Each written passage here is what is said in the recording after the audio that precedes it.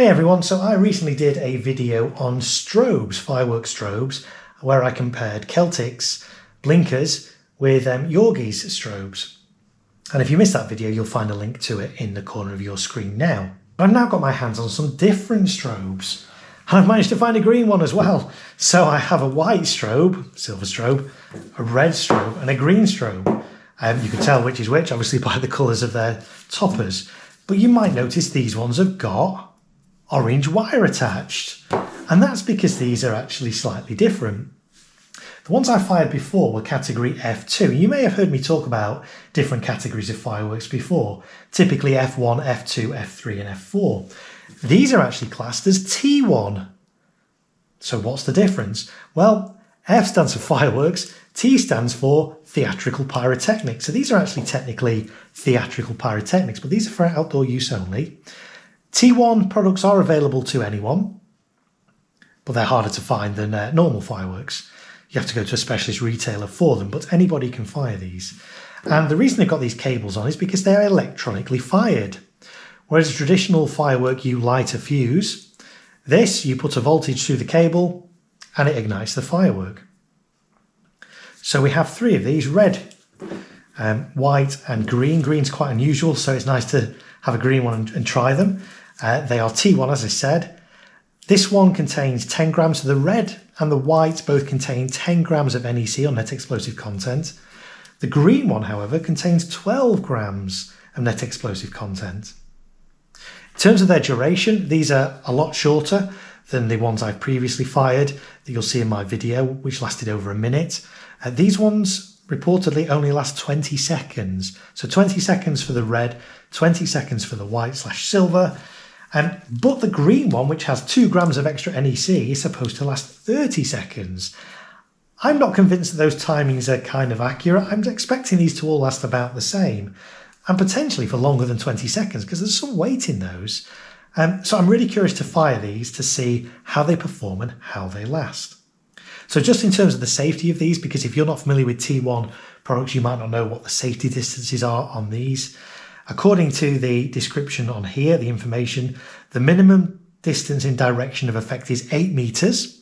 So there must be 8 meters of vertical clearance above each of these. Minimum safety distance is 5 meters. So spectators must be at least 5 meters away from these. And again, these are for outdoor use only. One interesting thing that actually catches my eye on these labels is how to dispose of these if they malfunction.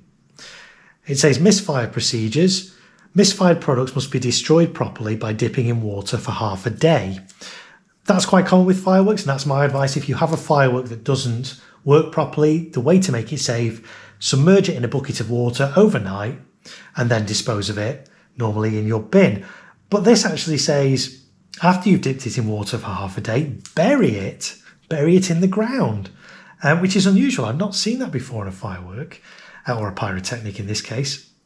And I'd be a bit wary of doing that, because obviously if there's still chemicals in, yes, they'll be inert because they'll all be damp and they're not just going to ignite because you put it in a bucket of water for half a day. But then burying that in the ground, all those chemicals are going to be absorbed into the ground.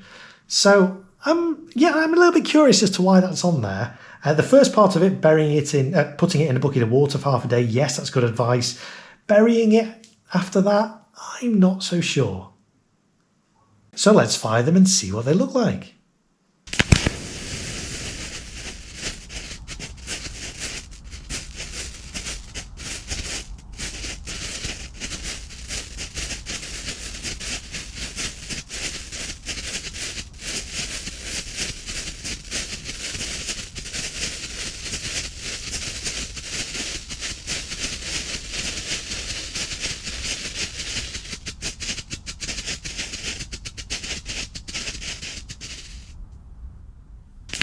Here's a wider camera angle which gives a better idea of their ability to illuminate the surroundings.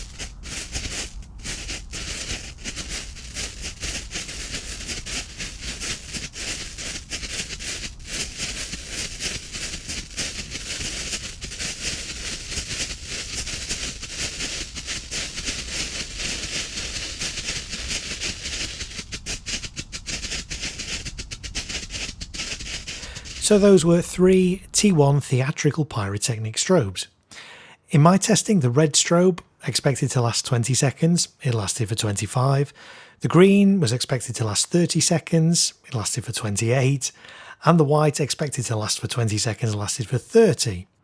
Now I found that quite interesting, as typically theatrical pyrotechnics are much more precise in their timings compared to consumer fireworks.